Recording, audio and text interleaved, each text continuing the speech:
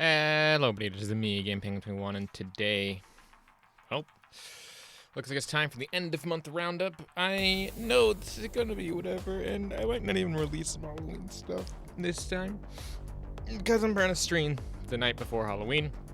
It's just how things kind of went. So, kind of cool that that actually ended up happening. So with that being said, I think that today is the good enough day to be talking about some of the random little stories that I just didn't get to or didn't really want to talk about throughout the rest of the time that I've been talking about stuff here. With all that being said, let's get started. But of course, if you want to know more about what I do here on this channel, I do stream here every Sunday at 12 p.m. EST. Make sure to check your local time. I do release a video at least once a week every Tuesday.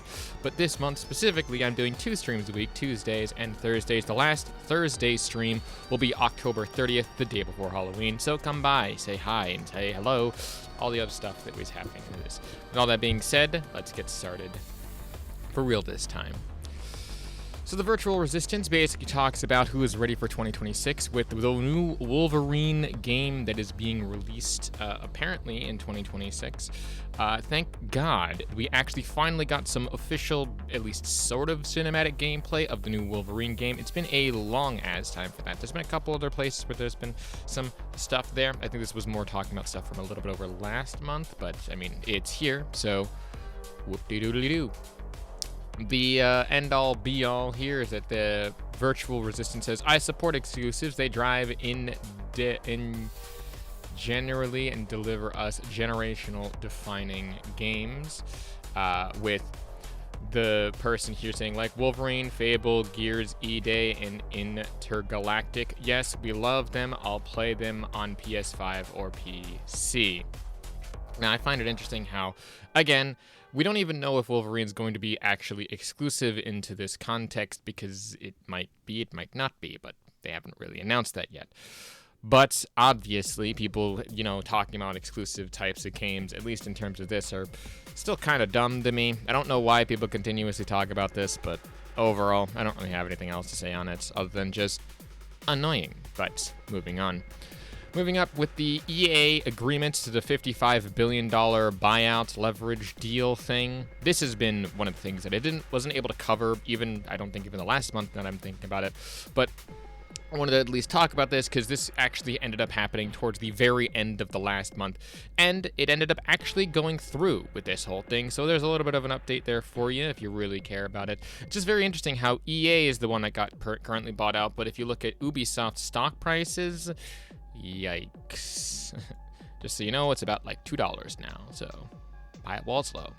Any context? Next up here, we have KJN Gamer talking about how you have all 4 subscription services. You can only cancel one. Which one are you canceling? With Netflix, Game Pass, Disney Plus, and PlayStation Plus. For me, if I have all 4 and I have to cancel one, probably PlayStation Plus, just in my personal opinion. I know that, yeah, Game Pass had increased its prices and stuff, but if I have the income for it, Game Pass does technically offer more stuff, despite the fact that even with the price increase and all that other stuff. And I find that Doc here basically says, like, oh yeah, they end up that most of the people will delete PlayStation Plus with pure cinema.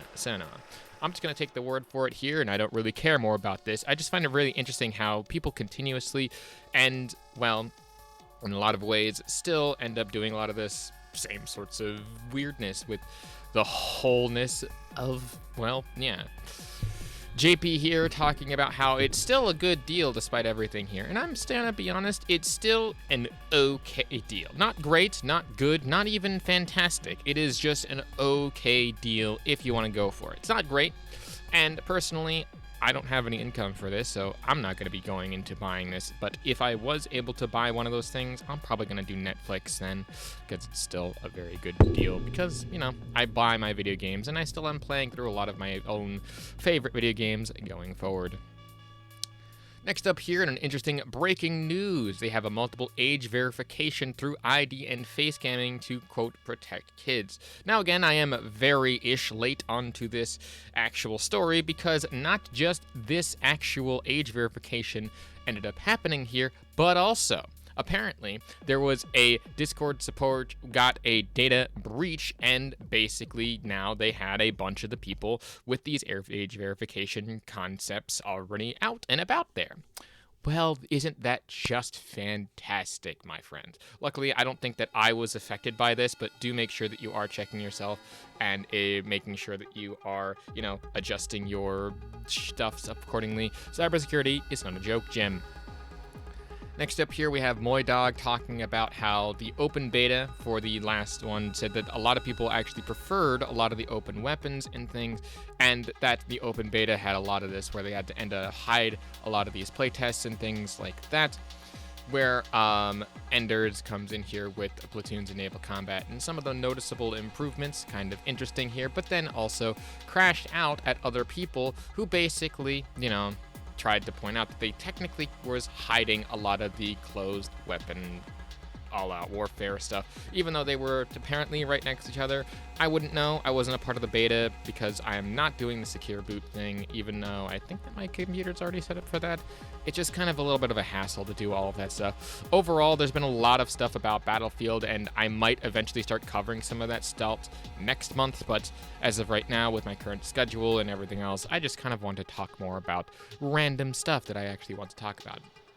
More interestingly, I know that we had a big delusional takes video last week, but coming a bit more from here from Detective Seeds, where the Ghost of Yotai has a 10 out of 10 for doing cooking with the whole actual cooking stuff, which I don't really think that that's an improvement or any sorts of goodness on any sorts of games. And as Delusional Takes here says, why is everyone shilling this game over the lamest possible stuff? Aren't there any actual interesting things to hype up about it aside from graphics and gimmicks? Yeah, that's one of the things that I would like to say as well. I know that I hype up the finals in some ways, but I also have a lot of clips of myself playing the finals of some of my best moments, and quite honestly, a lot of those are very fun and actually kind of sell the game because they are action-packed and show off the gameplay at least to the best of my ability. I don't understand why people will take a screenshot or take some sort of the actual, certain gimmicks of the game and be like, this is the greatest game in the fucking world and I will die on that hill. So, just kind of strange. Next up here, we have Arc Raiders is addressing the regional pricing for it. If I remember this controversy correctly, the regional pricing for this wasn't actually adjusted accordingly. And they I think it was more expensive in certain other places and less expensive in other places. So they have since addressed that. I think that might have been on their end, though I can't remember, though I don't really know. But they addressed it and said that if you've already bought the game, you will receive an automatic refund of probably the amount that you paid for it. And this is one of the bigger reasons why I continue to endorse what Embark does, because as you may know, Arc Raiders is also made by Embark Studios, the people who are made behind the finals. And again, the finals does have, in my opinion, one of the best monetization practices of post-launch support for a free-to-play game. And Arc Raiders, being a premium product, they actually, are adjusting and according the prices for it. They are listening to the people, so that's why I endorse a lot of what it is that they do. But again, they do it carefully and they do it according to the whims of the community, which I am 100% here for. On the complete opposite end of the dumbassery spectrum here, or maybe not the dumbassery spectrum, but on the complete opposite end of the game dev spectrum here, we then have Doge Designer, who I think is a thing of Elon Musk, saying video games will be dynamically generated by Grok in the future. And you don't even need to see this because I've already talked about this on stream if you want more of an detail on this. But even just looking at this screenshot, this is an awful, awful fucking image. Because guess what? That's not how this game works. We've already seen what AI can probably do in this context, and the XAI game studio will release AI-generated game before the end of the year. Well, you have about 3 months left in the year. Well, actually, maybe more like 2 months, because it's October. So you have about 2 months left. Let's see that game release. Bring it on, Mr. Musk. But, absolutely disgusting, and AI can go die in a hole. So we're going to move on. Next up, we have games on the disc. This whole tweet led to a very weird debate about the games being on the disc and stuff. Now, at least when I looked some of this stuff up, according to differences depending on the actual CDs and stuff, you can get up to around, I guess, 100 gigabytes onto an actual game disc. But even then, some of the gigabytes on, say, Call of Duty ends up being around double that amount for the CD stuff. And it's just really, really, really weird that you would require things that have a physical connection to connect to the internet in order to, have them become disk worthy. It's always been a bit weird to me how that ends up happening. Like, it needs to log into the servers in order to actually do that. And I did end up talking about how the actual installs on the disk are pretty long, which is, again, really weird.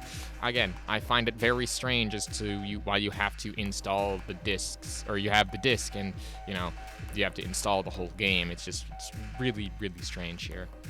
Next up here is a more of an interesting story that I came across, and that is that Riders Republic is having a dirt bike dropping thing this month. Now, this isn't really weird or, particularly bad or anything. This is just interesting because Riders Republic is still going, despite the fact that, I haven't played that game in a while. I know that some people who are classic OGs to the game would know that I have actually played a bit of Riders Republic on the channel, at least in terms of some background gameplay. It's very old at this point, but this is still going, and they're still dropping interesting DLCs and stuff for it. So good to see that Riders Republic is still around, because you don't have a lot of cross-country sports type games, and honestly, this is kind of cool. If you want to go and check it out, go right ahead and do that. Next up here, we have an interesting story from Dexterto, being that KSO defended pausing gameplay during ads so non-subscribers don't miss out. It's $8 a month. Not everybody got $8 a month. Gift 10 people who ain't got a sub then. And I agree. If you really want to do this, and if you're a streamer and you're pausing gameplay during, say, an ad break or something like that, that actually is kind of cool, at least for the people that are out there. I know that some people don't like this, some people do like this, but it really depends. Overall, this isn't the only one where people have talked about pausing or stopping things for Twitch support specifically whenever they're streaming. I know that I think for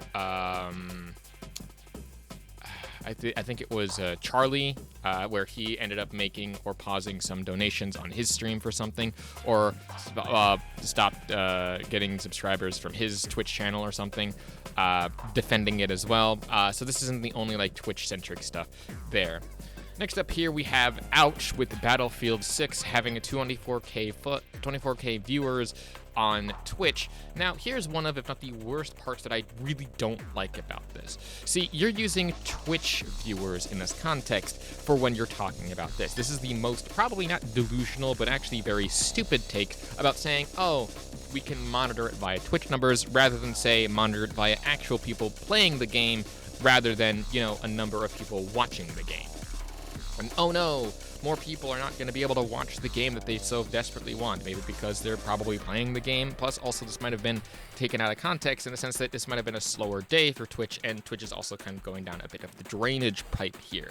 I don't know, just kind of seems really weird to me that he would use Twitch numbers and not, say, concurrent player numbers or something like that. There was using of concurrent player numbers where it did seem to lose about a couple 100,000, I think, but, I mean, it was never meant to hold the attention of over 700k players at its entire time, but the fact that it peaked more than Call of Duty is kind of interesting there.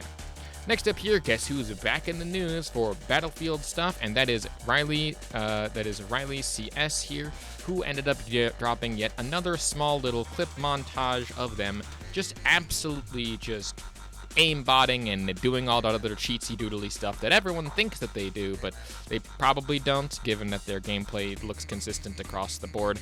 I mean, again, you don't have to tell me twice where this person, RA says, don't even gotta open the replies to know what they say about Riley CS, because we've seen this once before.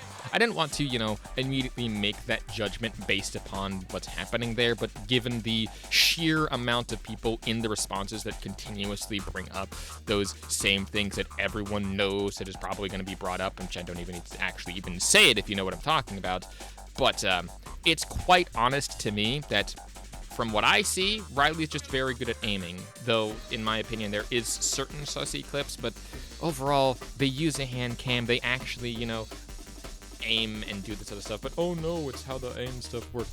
Dude, you gotta just get better at aiming it. Next up here, we have Sony Prophet talking about how Phil Spencer's latest pile of shit Keeper debuts at 191 players.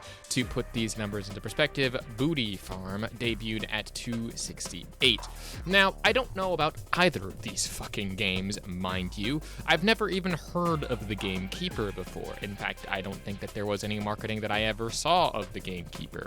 Hence why it wasn't actually, debuting at 191 players at its all-time peak when it launched.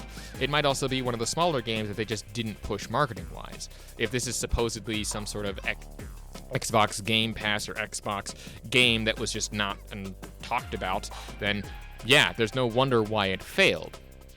I mean, again, we're going to be talking a little bit more about some indie games that have actually been having some interesting talking points about it, including one of my personal favorites, but Megabonk ended up selling around 1 million copies, and that was made by like one person and some small small amounts of marketing. Again, the amounts of marketing and the way that you market your game or the way that you market yourself is important when trying to develop a game. So yeah, no wonder Keeper, this is a game that I've never actually heard of and that the majority of people that you have probably talked to or even yourself have never actually heard of this game ever. So yeah, no wonder it debuted at 109 and nearly at that amount of players. And the Double Fine, they launched Keeper, their new title, yesterday, and I'm hearing 5-star game. Unfortunately, Xbox decided for some reason they aren't going to promote it at all. Less than 200 people on Steam playing it. Most haven't even heard of it. Now, looking at this, the 136 players when that game launched, it does seem to be by Double Fine, so it's one of their smaller studios, or one of the studios that they don't, I guess, care about. But this does seem to be like that weird Lighthouse game that was only merely mentioned at one of their actual things. So, quite interesting how, again, not really knowing or hearing much about this game until now, people wonder why it has less than 200 players. Gee, I wonder why. Next up here, we have Rock Solid with $100 on Steam versus $100 on Switch 2.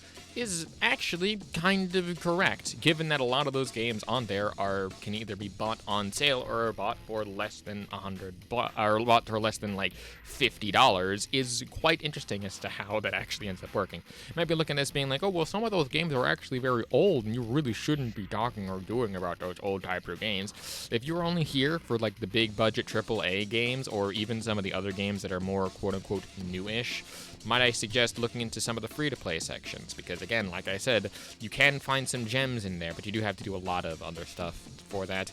If I could recommend anything from all of these games, I would definitely recommend Silksong, Palworld, and Hades. Fallout New Vegas is a particular taste for some people. Batman, to me, just kind of is okay. Red Dead Redemption's a good one if you really want an old-school classic one, and Titanfall 2, don't think that I didn't notice that in the background there, is world-class and should 110% be played by fucking everyone, because, I mean, that game's just awesome, and I'm so unfortunate that that game died. Next up here, in more Battlefield 6 news, we have that friendly guy who seems to be going on an absolute tear and rampage with his defibrillator, where he only now has 4 kills with 3,167 revives, with a KD ratio of 0.004. That is a man who literally only does the revives, and you're doing God's work out there, sir. I salute you. I could never really be doing that. Next up here, in more Elon Musk getting the drop kick today, we have Amazon CEO talking about how AI is pushing 75% of their production code, with readers adding context. This image is digitally altered. There is no evidence that AWS CEO said something of this or something similar, with Elon Musk then getting community noted again, doing the same thing. So he got doubly community noted, which is the god amongst men of just how amazing and hilarious this whole thing is. Just wanted to mention the god and glorious of the double community noted. Get double slapped, sir. Quite fun. Next up here, we have an interesting news in the tech world, specifically that being that Adobe's income over the past year has dropped by about a 33% for that, saying just how much this actual company has fallen off thanks to a lot of their anti-consumer practices. There was a time when Adobe Incorporated was seen as the end-all be-all of primo for everything having to do with creatives, at least in the digital spark space. I know that when I originally was using it. Adobe Premiere was what I used through my college years. But since I have left college, I have since abandoned everything Adobe and have since switched to a bunch of alternatives, some of which are actually free and open source projects and work better, or if not the same, as Adobe. Sometimes, again, even better. So quite interesting how Adobe over the past, few years here has dropped off that significantly. But as Dave here says, Dave Newblood, which I believe is Newblood Interactive, says, we can do better, it can go lower. I agree. Moving on. Now, to end off this place on some positive news here, at least for the kind of going over this, we then have German Standards talking about how Escape from Duckov hit over 100,000 all-time players on Steam with another massive success story. This is another very small indie game that I personally remember reviewing a couple years back. And yes, this is an Escape from Tarkov type meme game, but this meme game not only hit the 100,000 concurrent players, it also then hit 500,000 players within 3 days with a mostly positive review, and as of recently, within this past month, they have now hit another $1 million in terms of sales and in terms of actually getting their copies sold within 1 week. Congratulations. You all are awesome. This is the second game, mind you, that has been this massive of a success, doing 1 million copies in about 1 week. And yes, this does prove that your game doesn't have to be super massive or insanely incredibly, like, being able to see all the ball hairs on, certain characters' instincts or whatever. This just proves that you just need to make a good game, a good concept, a focused vision, and make sure that it's priced appropriately. Congratulations, Escape from Tarkov developers. You deserve every single one of those sales. Moving on to some more price increasing news, but this is actually more for the business side of Xbox, where they are increasing the prices of dev kits to $1,500 to $2,000 in terms of pricing here, saying the adjustment reflects the macroeconomic developments. We remain committed to providing high-quality tools and support for development efforts. This was met with a ton of different things here and will probably be talked about over the next month or over even just the next week here, but I did want to at least point out one particular person who called this out by the name of Dell, saying that this isn't a big deal. A large studio might get 50 to 20 kits, but even $75K is nothing against a $100 million budget. A small indie might need only 3 of these, max. Nothing will be affected, except for the price of possibly the actual, budgets. Saying that the $75K is nothing to $100 million, and, indie studios will only need a few of these. No, this is needed in turn to develop for the Xbox in a lot of cases, and an extra $500 to, say, an indie studio or a small studio, that will affect their bottom line because eventually they're going to have to gank that money back. So yes, this is kind of a big deal, and they're increasing it by by $500, roughly a 33% increase if I'm doing my math correctly. I think around that amount, maybe even a little less than that, but it is still a very significant amount of money when you do it in large quantities. Very strange here that you're defending this. But in more actual positive news, I think we then have, some interesting sword machine work in progress for a Hotline Miami styled, what looks to be, what the fuck is this? Ultra Kill. I don't know if this is a mod or if this is its own standalone game. Quite interesting, quite cool. Wanted to just mention that.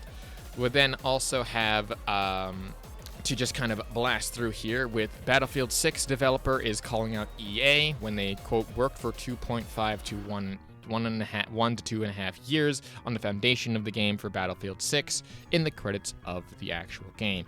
Quite interesting. So, I guess that's nice. Not really much else to say on that. Violent-owned game website The Gamer is suffering widespread layoffs, and I think that Sid Alpha puts it the best, where shuttering the entire site would probably make the better benefit to all the gamers, as the gamer and other activist sites do not actually do legitimate journalism. I mean, again, just looked at Kotaku and their pivot there. With lastly, to end off on a more funny note, we then have some interesting quote-unquote rumors about how Starfield PS5 port will be announced in 2026, it's claimed. I love how this is being that the PS5 port of Starfield is going to be possibly announced in 2026 to be then released on the actual game store.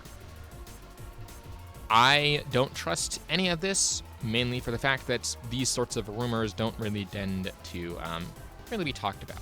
I only really trust whenever it is actually from the person's mouth in some sort of actual, benefit to the place, but overall, this is just one of those silly things where Chaos Lounge kind of puts it in an interesting saying first said 2024, then 2025, now 2026, and basically then makes fun of it. I can't really add anything more to that, and this is the last screenshot that I'm going to be talking about for the rest of this month. Overall, what is the takeaway from this? Well, the general synopsis is AI still sucks when you're talking about making video games. There are still good game developers out there making great, fantastic, wonderful games. Sometimes those games get snubbed because of marketing, but other times, if you know what you're doing, you can make great games, and congratulations on the new indie revolution. You guys are definitely keeping the games industry in some good states to be looking forward to for upcoming games. Battlefield 6 has gotten in and out of the news cycle again, but overall, Battlefield 6 is looking like a very good game, and Call of Duty guys are a little bit upset about that.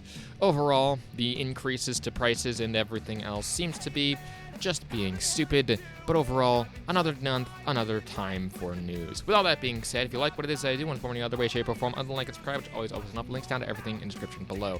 I do stream every Sunday at 12 p.m. EST. Join me on the special stream for this week of October 30th, this Thursday at around 12 p.m. We're going to be streaming for as long as possible, probably trying to complete all of the spooky games that I currently have in the repertoire, because it's the special Halloween edition of everything to do with this channel. Don't expect any more of these double weekly streams unless I say otherwise, but as of right now, I'm going to be, next month, going back to the single-player Sunday streams once a week, and possibly dropping down the amount of videos to keep in line with that, though unknown.